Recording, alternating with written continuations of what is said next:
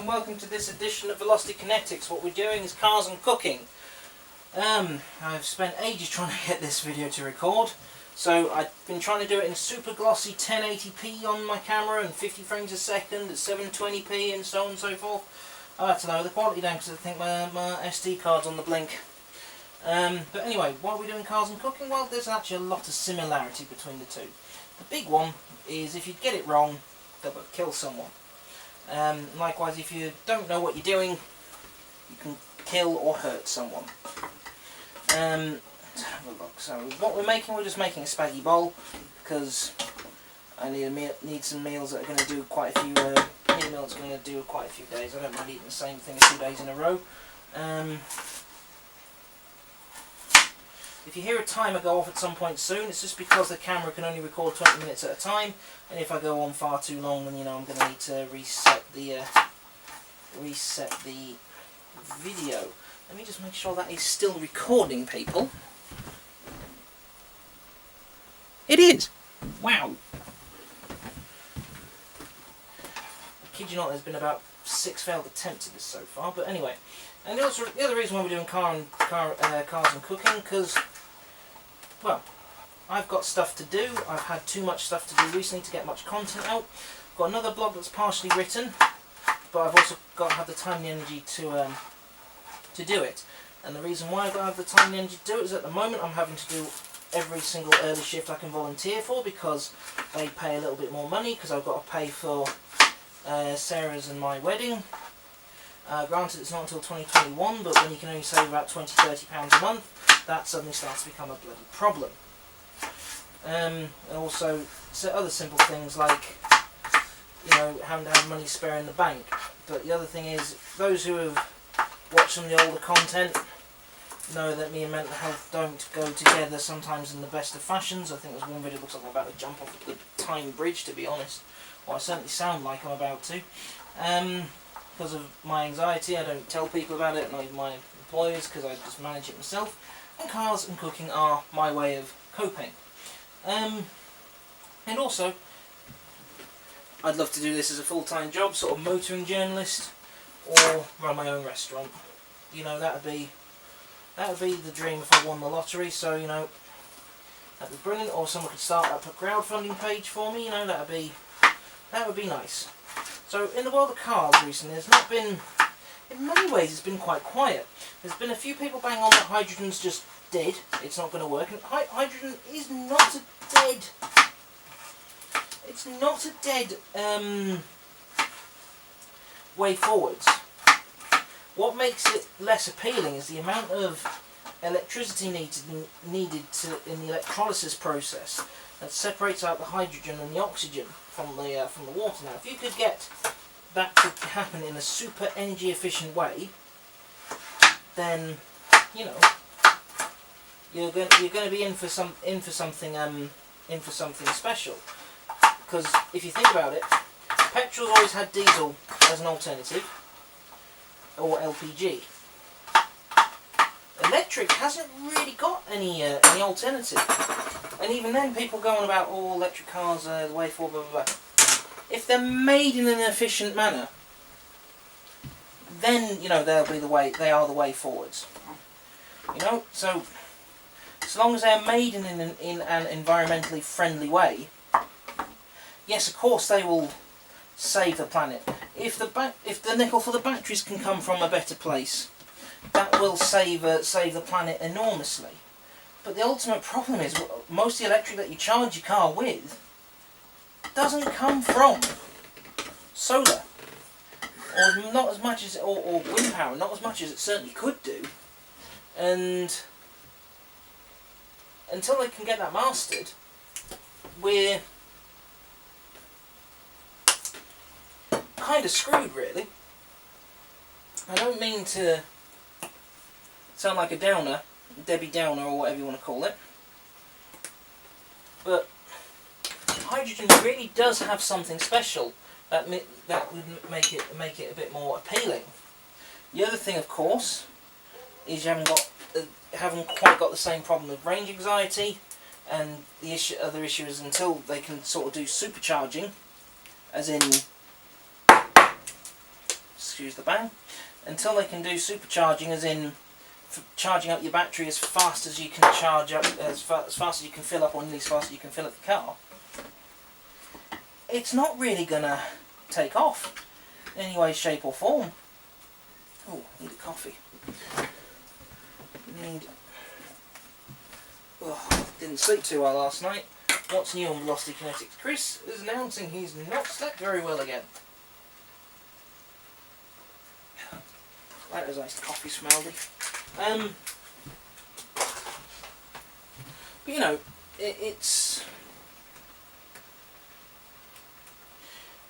there's no right way or wrong way to go about improving the improving fuel alternatives for cars. Heck, as it is, petrol's gone all the way back up in price, and it's starting to get back to the point where people are having to decide whether they can or can't get to work because of it. Now, the further compounding problem is electric cars are still far too expensive to buy. And yes, you can lease. I swear I've got a bit of carrot on my face.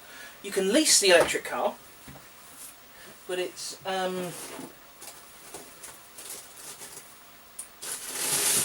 still not cheap. It's still not the best way to go about it, because if you remember from the video where I did a few weeks ago about how car buying terminology, you could lease the car, but then you're constantly out of pocket with it.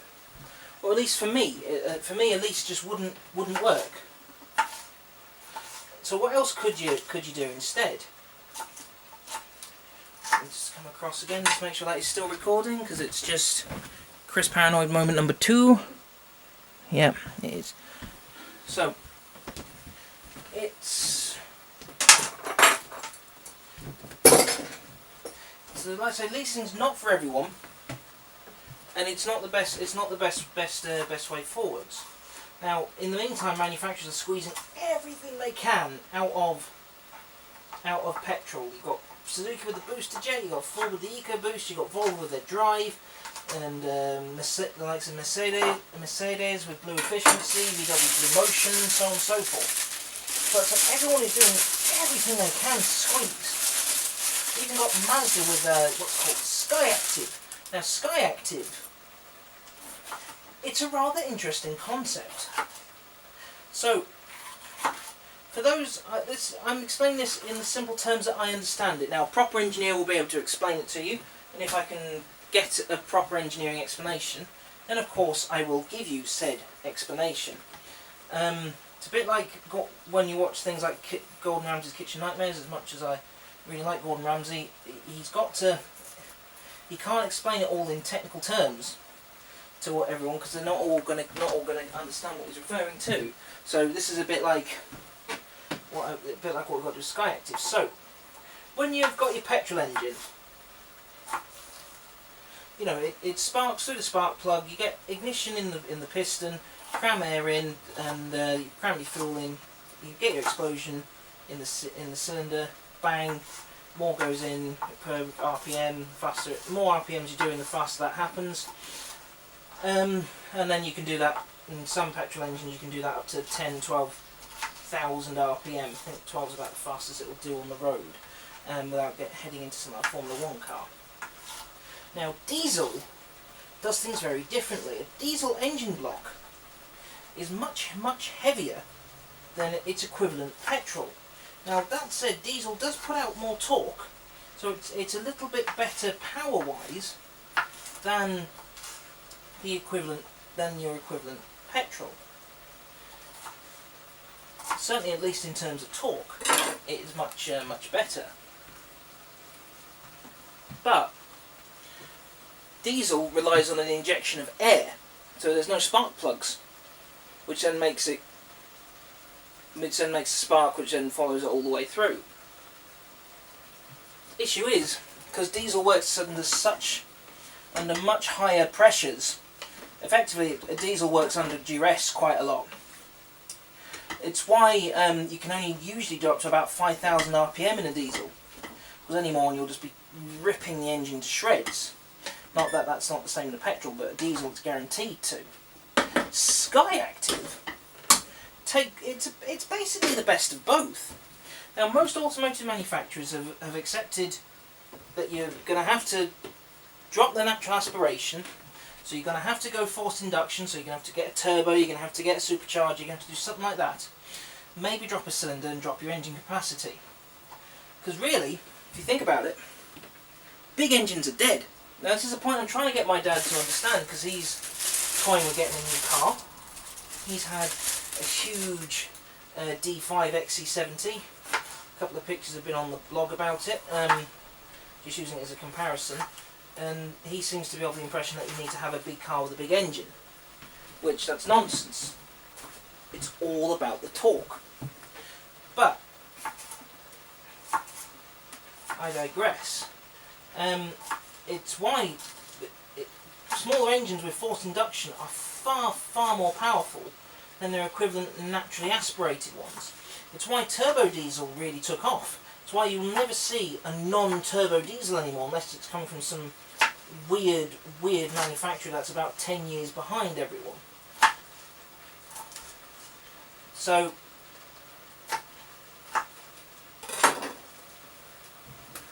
it's why you've seen an increase in trends of, like I say, of drive, of EcoBoost, of booster jet, where you've got cars with 1 litre engines seemingly putting out. To put this into perspective, and I'll use one of my dad's cars as an explanation to put this into perspective. It was a gorgeous car. I absolutely loved it. Loved the lovely vehicle. It was a 2.4 5-cylinder Volvo V70. Naturally aspirated, it had 140 horsepower. There's another version that had 170 horsepower, which is naturally the one he wanted. There was also a 2-litre turbo version which did 180 brake horsepower. So even then, you see, smaller and turbo, even 10-12 years ago, that was obviously the way forwards. But back on that topic of that particular V70, that particular V70 is massively fuel inefficient now. So the reason it's so much more fuel, the reason why I say it's massively inefficient, because it is. I say 2.4 back then, 2.4 litres, doing 140 horsepower was considered very good. But if you compare it to now,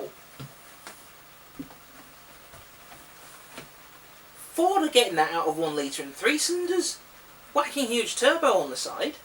But why did Volvo need nearly 2.5 times the capacity and 2 extra cylinders to do that? Skyactiv, though, is not turbocharged. It's basically, let's say, a mixture of both. No turbo, although if they can get it to turbo, it might get even more efficient. And as I understand it, you're sort of effectively using a petrol engine but diesel induction, or diesel fuel but petrol induction to make it work.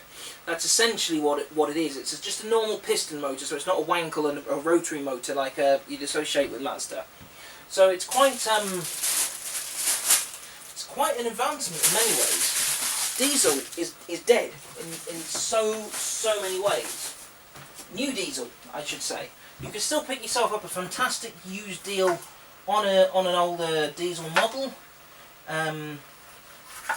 which, you know, it's up to you what engine things you go for, but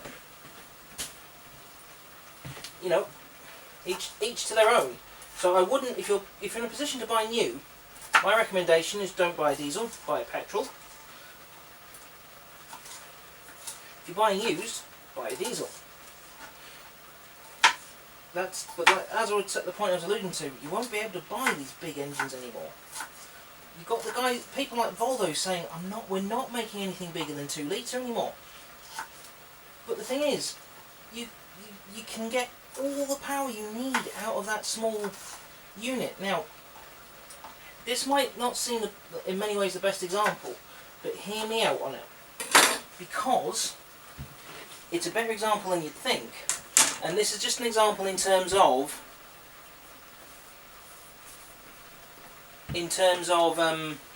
bang for your buck. The old Subaru Impreza used to have a 2 litre boxer with a big turbo on the side. That had nearly 200, that had like 250, 300 horsepower. Mitsubishi Evo had 300 horsepower of 4 cylinders and 2 litres. before they obviously went mad and turned it up. I think they turned it up to 400, 450, something like that. But normal trim, it had about 280, 300 horses, which was pretty damn good. I wouldn't mind one of them, to be honest, but anyway, it's by the by. Smelling good. Still no need for the tasting spoon yet, because I haven't got any sauce in it. But there's not an awful lot you can do to improve it. As in bang for your buck, petrol wise, not as in what I'm cooking, because it should be alright, especially if I put the right spices in and let it marinate. Well, effectively it's going to do about 3-4 days meal, so if I flavour it right, by the time it's being finished, the flavour should really have intensified on it to a point. Not that it's best to do that and then let it sit there for that long. It's almost impossible to say what the right thing is to do in the automotive world at the moment. As I've mentioned, I might have done it in this video, certainly in one of the ones where it failed. Electric and hydrogen are sort of in no man's land at the moment, because electric cars are far too expensive for anyone to buy at the moment. Unless you've got a decent wage. There's no sort of realistic working man's electric car. You might be able to buy something like a VW Golf that's electric or something like that. But if you're needing say Ford Mondeo or Mercedes C-Class sized vehicles, a Golf isn't really going to cut it for what you need. Ford have interestingly started to couple the EcoBoost tech with hybrid. So that should be pretty good, because the engine block itself is very small, so you should be able to get all the battery power you needed within it. Ultimately, and this sort of ties in with Formula 1 quite nicely in some ways, it's all to do with how you drive and manage your energy. And what I mean by it's similar to Formula 1, you get the most tyre life by being careful with how you drive. You get the most energy back into your battery by how you drive. The problem is, far too many people don't do things like lifting and coasting or engine braking to slow down. They still just gas and brake. That's it. And it's not the way forwards for the best fuel efficiency. What time is it? I suppose I better do my lunch whilst I'm at it, actually, once that's cooked a bit. But, you know, for the best fuel efficiency, you need to lift off, you need to lift, you need to coast, and when you've got an electric car, it relies upon regenerative braking. So it's very close to a Formula 1 car or a McLaren P1 or a Ferrari or the Porsche 918, or even to a lesser extent, as I understood, if I understood how the car worked properly, even it's fairly similar to a Koenigsegg Regera and all. So it's if you're not letting the system do the right amount of regenerative braking, you're gonna lose lots of ability to go to your places. So actually, it's half the problem when it comes to range anxiety. Now, I'm going to have to get off the topic of just normal cars at the moment, because we also cover a lot of Formula 1 stuff here, don't we, on Velocity Kinetics. Valtteri is doing fantastically in the Formula 1. I hope he can carry the momentum through the whole season, because I don't want to... As much as I want Vettel to win the championship, just to stop the run that Hamilton is on, it's more to prove to Hamilton, because every once in a while he seems to come across like this. Hamilton often seems to think he's invincible, that no one can touch him when it comes to championships and racing. And then he seems to get all pouty and frowny and stroppy when things aren't going his way. Now, don't get me wrong, no one loves losing. And those guys who work forever at things like Toro Rosso or Force India or Jordan, Spiker, Tyrrell, you know, they're always working on the glimmer of hope that something's going to happen so they can make it big. A bit like what happened with Scuderia Toro Rosso a few years ago when Vettel did that amazing victory in the wet at Monza. Fantastic would it be if Toro Rosso with Honda power could do that at Monza this year. That would be something pretty special.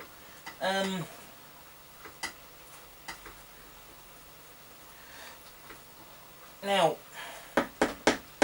you've got Honda doing very well in the F1 at the moment. As in they're not having half the failures that I had expected them to have. Red Bull are not throwing them under the bus half as much as I thought they would. Toro Rosso are not as far down the order as I'd expected. Kvyat's done some pretty impressive performances. Gasly is not adapting as well as I thought he would to the Red Bull.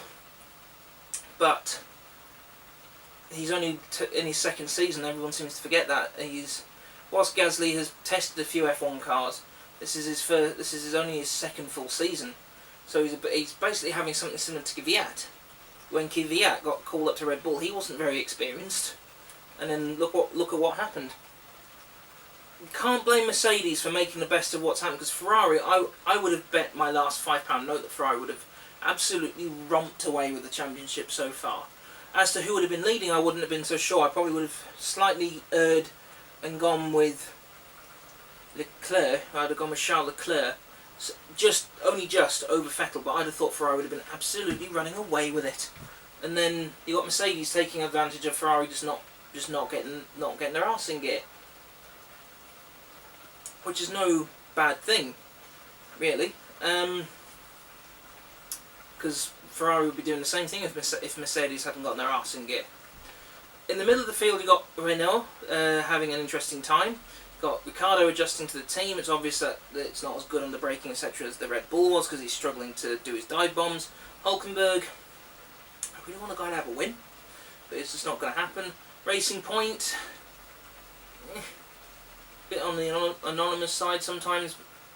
I think the fact that Daddy Stroll is very motivated is helping them get through, so long as he doesn't sort of cut and run halfway through. The biggest concern at the moment is Williams. You've got McLaren. I thought we would be having to say Williams and McLaren, but McLaren seem to have got their arse in gear, so they're up and down the order, but at least they're not constantly at the back. Alfa Romeo have continued a strong upward trend, even though they've got Kimi Raikkonen mostly delivering that, they're still having a good time. Williams have gone, the FW42 is just dog rot. Now they've done well to get another title sponsor. It's in my recycling bin. They've done well to get another title sponsor. In the form of Rocket, which is some sort of events company. Ironically, I'm having to cheat and use this because I haven't got any canned tomatoes in. And I've discovered these at the back of the cupboard just to go to the edge of their date. It's a bit like Williams Advanced Engineering made a couple of chassis for electric car manufacturers, where basically they built the chassis, put the batteries in the bottom, so anyone could basically buy it and stick the body on top. So ironically, it's almost it. Even though I know proper bolognese does not have that in. It's not mince, it's got chicken liver and it hasn't got carrots and the like in. It's what we English call a bolognese, but to a proper Italian, I might do well insult his mumma.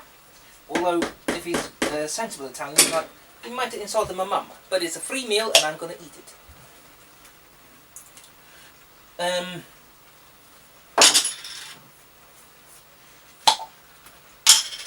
But the FW42 has just been nowhere. We've put a couple of posts up on the VK page on Facebook talking about it. Now, there's rumours that Kubitsa's chassis had the carbon fibre within it was weaved wrong. How does a team with the prestige of Williams get that wrong? Seriously, I genuinely do not understand how they've gotten it so badly wrong. Then you've got rumours that Kubitsa's chassis was also cracked. You've got what happened in Baku. Granted, that wasn't Russell's fault. As in George Russell, not Russ from our VK page, obviously. I'd be concerned if he was being blamed for it. Unless we're both parts supplying bits to Williams, which, if they were supplying bits to Williams, the car would be a hell of a lot faster. There you go, Russell, giving you a free plug.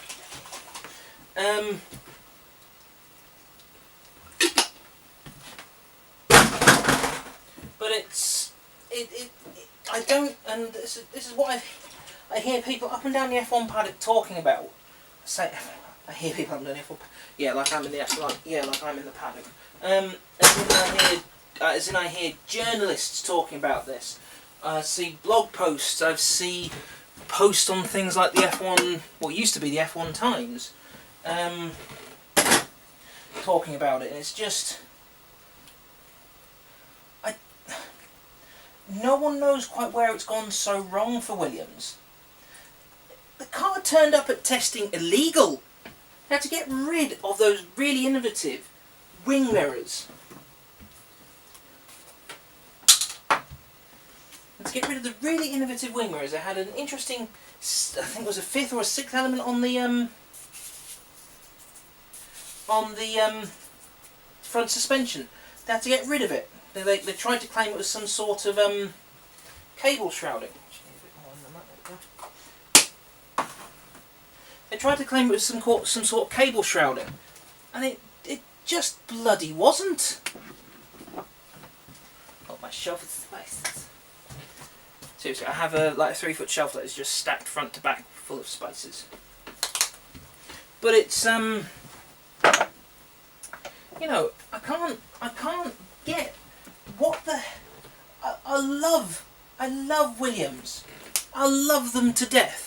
Anyone who might follow this page who used to be part of Fan Formula.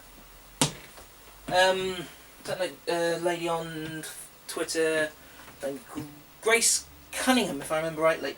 Project she ran. Brilliant project. Shame it had to stop. But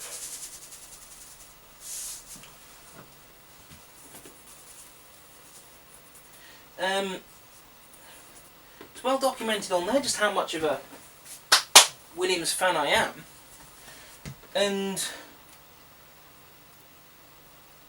the amount of conversations Russ and I have had on Facebook and in emails where Williams has been the subject, not just the fact that we both love the team, but it's more a case of what on earth have Williams done again sort of conversations.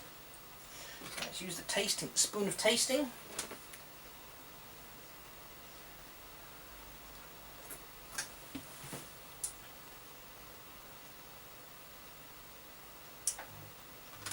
Got a little bit of a kick on the back of the throat,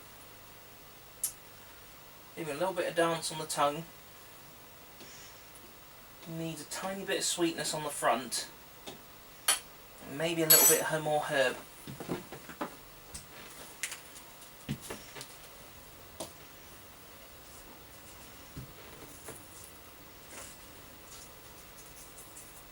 Like Grandad's sugar pop.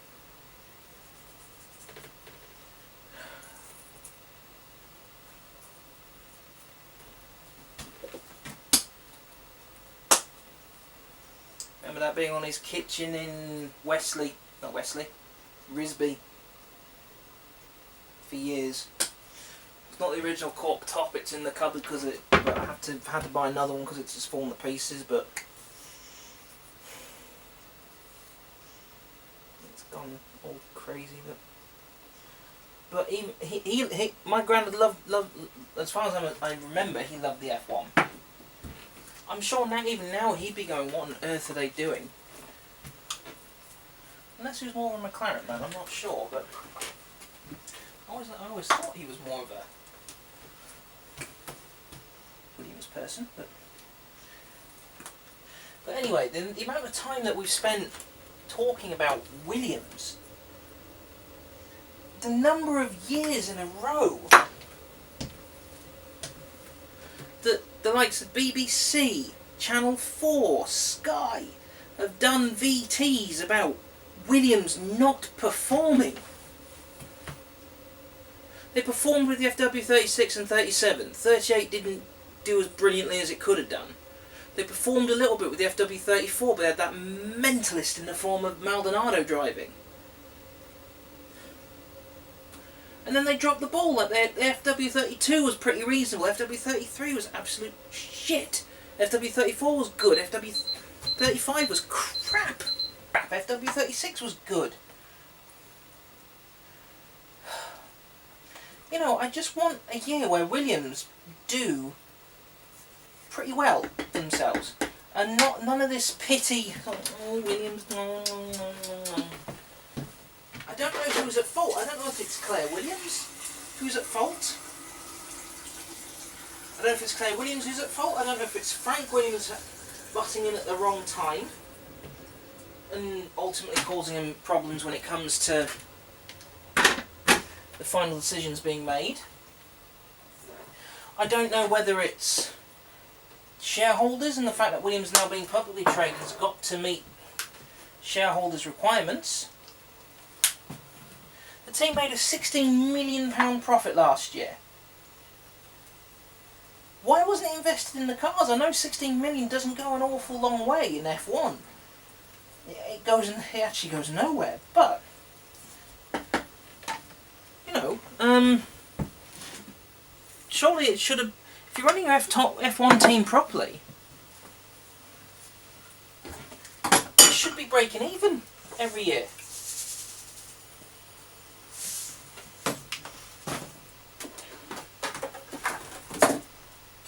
It should be a yearly break even, maybe a very small loss.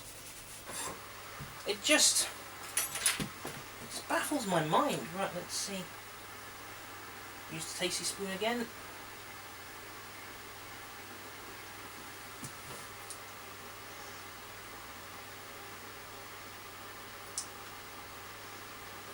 That's brilliant now. You get an initial sweet when you taste it. Then after the sweet melts away, you get a little bit of a spicy dance on your tongue. You get a little bit of a kick on the back of the throat at the back of your tongue. Taste a little bit of herbs in there. Not too salty. Could very easily end up being too peppery if you're not careful. One thing I will put in though, I think. Oh wait, I haven't finished putting everything in. I forgot I had this spare, so let's hope that this now doesn't upset the balance. Upset the balance, ironically. Talking about F1, but it's one of these things. Let's say I love to talk F1. I'll talk F1 all day with my team manager if we could. I'd talk all day at F1 all day with anyone who'd listen. But I'm getting a bit sick to death of talking about Williams and sort of the whole, oh, they're not doing so well. And it's similarly, I get fed up with having to talk about Ferrari and that they've been so long without a championship. The problem I think with Ferrari have an arrogance about them that they'll always be, well, we're Ferrari, blah blah blah blah blah. Which they're never gonna. It's Ferrari. They're never gonna stop being like that. Never. Never in a million years will they stop being like that. Let's turn that off a bit.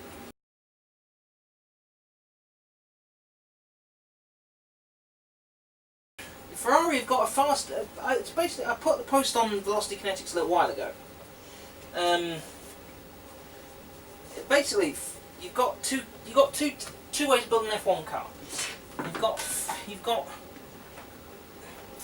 fast but unreliable, which Ferrari hasn't been unreliable at the moment, but it's fast, but it's unreliable in the sense of they don't know from race to race where and how the car's going to finish.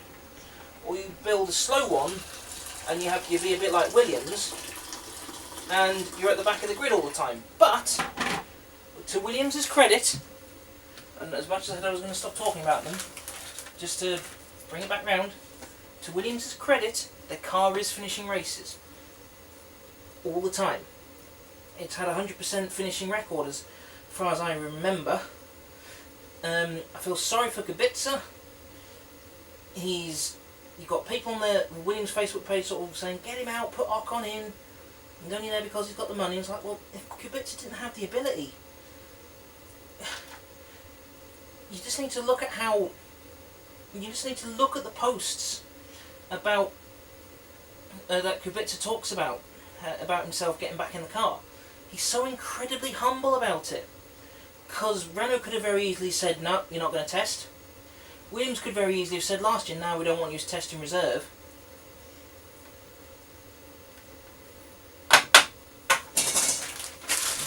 You know, he's got to be thankful for it. Otherwise, he's going to go on a no friends in F1. Apologies about that. The memory card seemed to have had a fritz out because there was about another 10-15 minutes of general ranting. But maybe that's a blessing in disguise for two fronts, not just to hear me ranting, but from me on the editing front, not having to choose which rants to cut out. But in short, it is all about with Kubica and Williams, etc. Kubica's been incredibly humble. He could have been so much more of an arse, and he's got more than enough. I would say he's got more than enough entitlement to be an arsehole towards Williams if he chose to. I'd love to see some onboard footage about how he's driving, because from what I've heard, he's effectively driving the car one-handed, and I'd be curious to see just how he does it, because it's more and more obvious now just how bad his right arm is when you look at any press shot or anything like that. His right arm is just... It's obvious it's in a certain position for a reason. That's about as good as it will be. Now, what I also mentioned on this is later this year we've got two programs coming. One's a one-off. It's called Back to Back. It's Suzuki Baleno versus Ford Fiesta. Reviews 2 Super Minis. The reason why it's those two is because the Fiesta's the only other car I can get my hands on to do that with. But that should be coming August-September time this year. There's also going to be another series called How to Drive. It's basically, we're not teaching people how to drive, as in it's not like a series about here's how you learn to drive, blah blah blah blah. Not that at all. Essentially, it's just reminding people. It's not quite an interactive highway code, but I think you can see what sort of dots we're connecting, especially if you've seen our other posts and videos about poor driver standards and people not respecting each other on the roads. And particularly that blog I wrote about why people make me sometimes hate driving. But anyway, look after yourselves. Share the page, subscribe to the channel. Please like the page as well. And yeah, just like I say, look after yourselves. And we'll see you in the next one. And when I get a chance, I'll get the other written blog piece finished. And yeah, we'll see you all later.